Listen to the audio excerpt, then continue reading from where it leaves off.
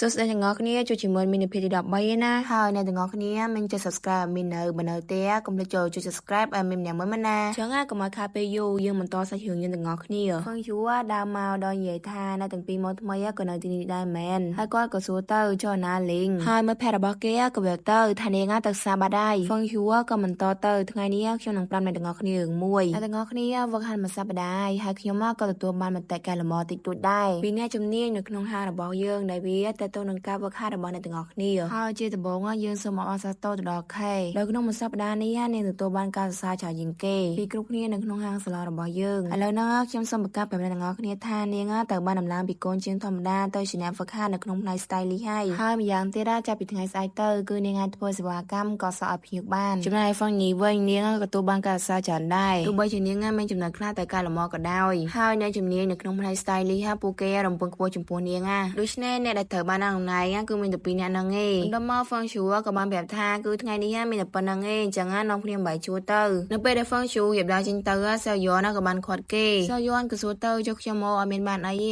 ហ្វឹងឈូក៏តបទៅឯងរំពឹងចង់បានអីបើឯងមិនជាប់ក្នុងហ្នឹងសាវយនក៏សួរទៅវាមិនអាចទៅរួចទេដែលខ្ញុំមិនជាប់ហ្វឹងឈូក៏តបទៅវាមិនអាចទៅរួចមកចាំខ្ញុំមកអានឲ្យស្ដាប់គេបានរីកកញ្ញាចាំងថាកញ្ចក់ដៃរបស់នាងគឺស្អាតទេហើយកញ្ចក់របស់នាងបានខ្វាច់គេចំនួន2ដងទៀតសាវយនក៏តបទៅថាគេបានកាត់កញ្ចក់ឲ្យតាហ្វឹងឈូក៏បានអានចំណុចបន្តទៀតគេថានាងគឺមានជំនាញមិនតន់គ្រប់គ្រាន់ទេបន្ទាប់ពីកសោរបស់គេហើយក៏របស់គេពិតជារយមែនតែនគាត់ទៅលើចឹងហើយសាវយនយើងក៏តបទៅនេះជាកន្លែងកសោមិនមែនជាកន្លែងម៉ាសាទេចឹងខ្ញុំគួរតែគាត់ថាក៏របស់គេឈឺឬក៏មិនឈឺដែរមែនហ្វឹងឈូក៏បានអានចំណុចបន្តទៀតតែកសោរបស់នាងគឺមិនតន់បានល្អទេហើយទឹកដែលនាងប្រើក៏ត្រជាក់បន្តិចដែរហ្វឹងឈូក៏សួរទៅចឹងតានាងភ្លេចពីអ្វីដែលខ្ញុំប្រាប់ឲ្យមែនសាវយនក៏ប្រាប់ទៅគេមិនតន់បានឈ្មោះទេចឹងឲ្យគេភ្លេចមិនកើតគាត់ទៅលើចឹងហើយហ្វឹងឈូក៏បាននិយាយថាចឹងនាងសាក់គិតមើលតើវាមកពីបញ្ហាអីគេសាវយនក៏តបទៅនេះប្រកាសជាមកពីបញ្ហារបស់ពួកគ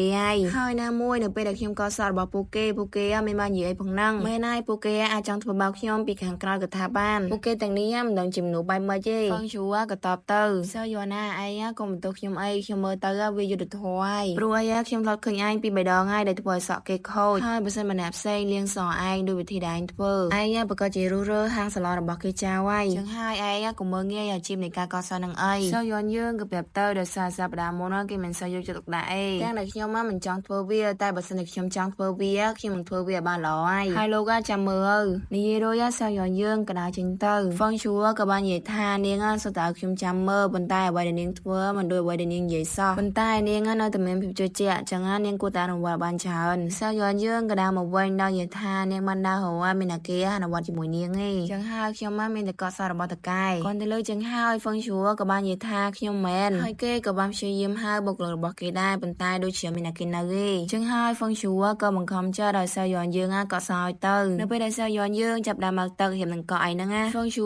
ក៏បានងើបឡើងដល់និយាយថាគេផ្លេចទៅហើយថាគេនៅណាត់ជួបជាមួយនឹងអតិថិជនទៀតចឹងហើយនាងចាំកក់សោយខ្ញុំមកថ្ងៃក្រោយទៅនិយាយរួចហ្វឹងឈូក៏ហៅទៅបាននិយាយពីថាចង់កិច្ចហ្មងនិយាយពីថាសាវយនយើងគាត់នៅឃើញចឹងហើយយើងអន់ចិត្តដែរហ្នឹងអត់ទៅឲ្យនាងបញ្ចេញស្នាដៃឲ្យមើលសោះតែមកសាវយនយើងក៏មកជួសសម្អាតធម្មតាវិញហើយថ្ងៃនេះឈីលៀនក៏មកហាងដែរនិយាយពីថាសាវយនយើងក៏នៅឃើញឈីលៀនភ្លាមនាងក៏ចាប់ដើមគិតថាហេតុអីបានជាគេទៅតែមកទីនេះឬមួយក៏គេដឹងការពិតពីខ្ញុំហើយឈីលៀនក៏បានដើរទៅហើយបាក់សោចូលបន្ទស្សរបស់ហ្វឹងឈូហើយនៅពេលដើរចេញមកវិញសាវយនក៏សួរទៅតែលោកបានសារមកពីណាឈីលៀនក៏ប្រាប់ទៅហ្វឹងឈូមានប្រាប់នាងអីគេក៏មានភាហូននៅក្នុងហាងហ្នឹងដែរនិយាយរួចឈីលៀនយើងក៏ដើរចេញទៅហើយសាវយនយើងក៏បន្តជួសធម្មតាហើយក៏គិតថាតាមពិតប៊ីសនីសទូដែលគេបាននិយាយហ្នឹងគឺជាទីនេះទេអីបន្តមកឈីលៀនក៏បានមកវិញដោយសួរថាតើនាងពិបាកក្នុងការដំណើរមែនសាវយនក៏ប្រាប់ទៅមែនទេឈីលៀនក៏ប្រាប់ទៅហ្វឹងឈូបានប្រាប់គេហើយថានាងមិនបានឡើងដំណើរទៅចំណាំវឹកហាត់ stylist ទេសាវយនយើងក៏ប្រាប់ទៅគេនឹងឡើងដំណើរនៅសប្តាហ៍ក្រោយហើយគាត់នៅស្ដាប់មកឈីលៀនយើងក៏ដឹងការពិតដែរហើយក៏បានហៅសាវយនទៅជាមួយគេហើយឈីលៀនគេនឹងមករៀនសាវយនយើងពេលដែលសាវយនដើរមកឈីលៀនក៏បានប្រាប់សាវយនយើងឲ្យដេកចុះហើយសាវយនយើងក៏សួរទៅលោកដឹងពីរបៀបកត់សក់ដែរមែនឈីលៀនក៏ប្រាប់ទៅប្រកាសដែរបន្តម